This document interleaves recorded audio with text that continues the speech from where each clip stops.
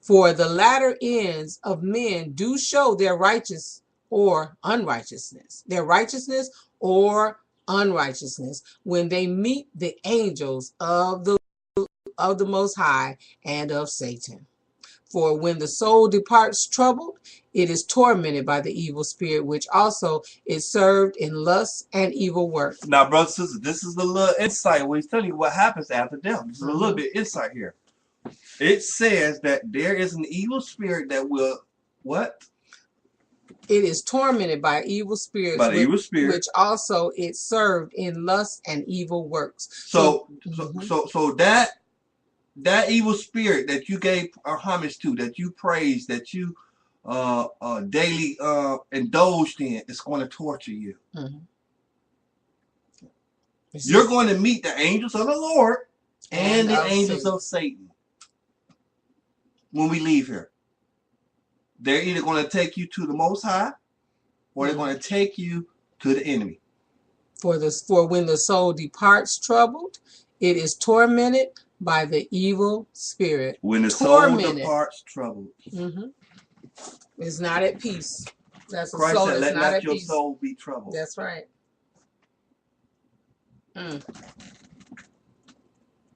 It is tormented by the evil spirit, which also is served in lust and evil works. But if he is peaceful with joy, he meeteth the angel of peace, and he leadeth him into eternal life. And he leadeth him into eternal life. Psalms 91. What that say? The Lord is my what? That's is that the Lord? That's Psalms 23. The Lord is my shepherd, I shall not want. Psalms 23. But you're talking about the other one, right? I know the 91st Psalm is the protecting psalm. Let me get it for you. I'll look at both of them for you. Brothers, that's what we want. We want to depart here with peace. Yeah, he that dwells in the secret place of the Most High shall abide under the shadow of the Almighty. Is that the one you were talking about, or you want the 23rd Psalm? Yeah, the 23rd. Okay.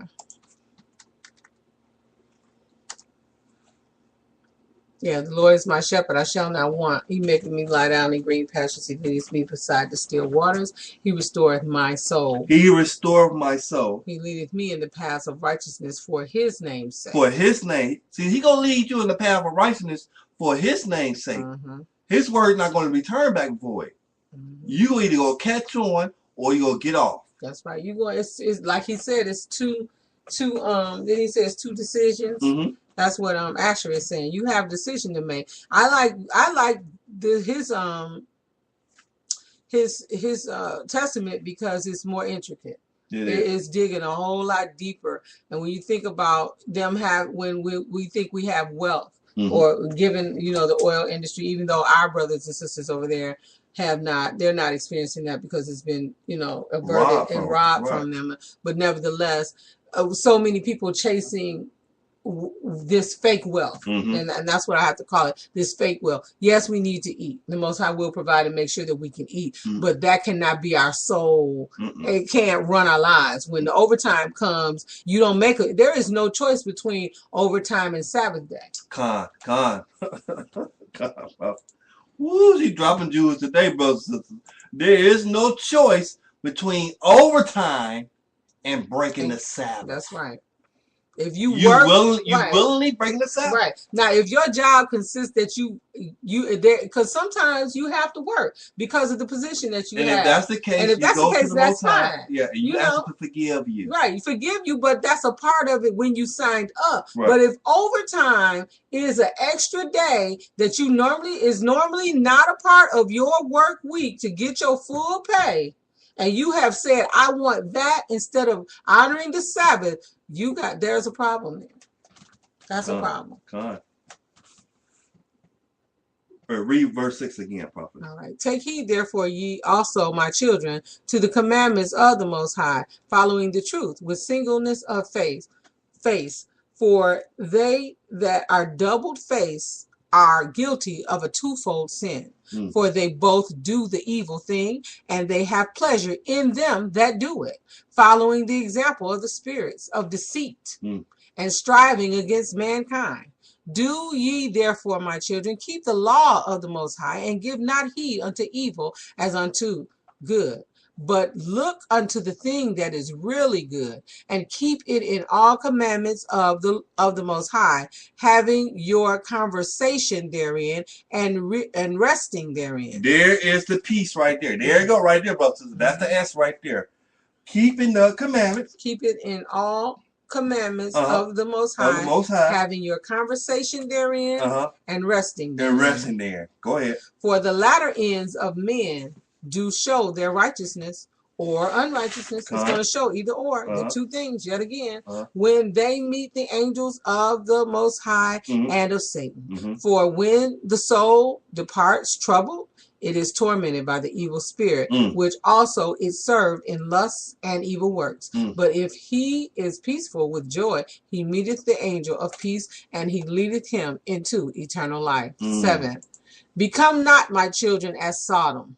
Now, you know what? Back in the day, this was a life-changing event for Asher and them to know about Sodom and Gomorrah. This was a wicked place. It seems like every one of the patriarchs so far has touched on it. Yeah, that was a major catastrophe on the planet because of how the Most High came and just destroyed it. But brothers and sisters, Lot daughters, right? Lot daughters could have thought it was the end of the world. Oh yeah. We have to multiply, so that's why they did that thing with their father. It was petrified. They were petrified. Everything was destroyed by fire. They saw the fire coming out of heaven. They saw their mama go up in salt. So I can't blame them totally. They could have thought it was the end of the world. Mama is salt. Come on, we took 10 steps with Mama. Now on the 12th step, she gone. Yep. Become not my children as Sodom, which sinned against the angels of the Most High, and perish forever. For I know that you shall sin and be delivered into the hands of your enemies. You're going to be delivered to the hands of your enemies. This is what their father telling them. Come on. And your land shall be made desolate. Whoa. Hold on. Their land shall be made desolate. Asher was a part of the northern tribe of Israel. They were here before the so-called Europeans. Christopher Columbus, the Spaniards, the conquistadors, all of that. They were here. That's their land. The scriptures say what?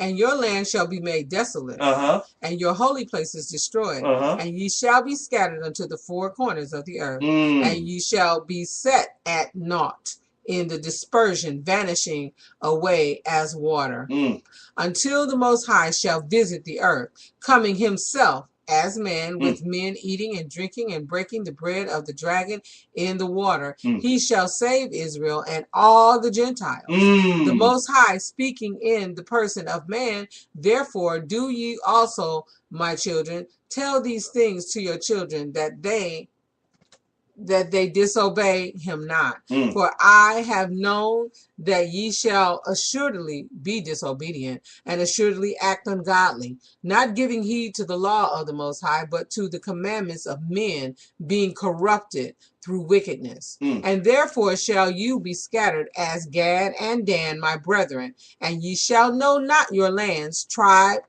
and tongue. Let's go look. Look, that's deep. Asher is going all out with this one. And look, Asher is talking about Christ, right? He said, to the Most High comes in the person of man, right? Come on. Go back. You want me to read it again? Yeah, read that again. Okay. Wait.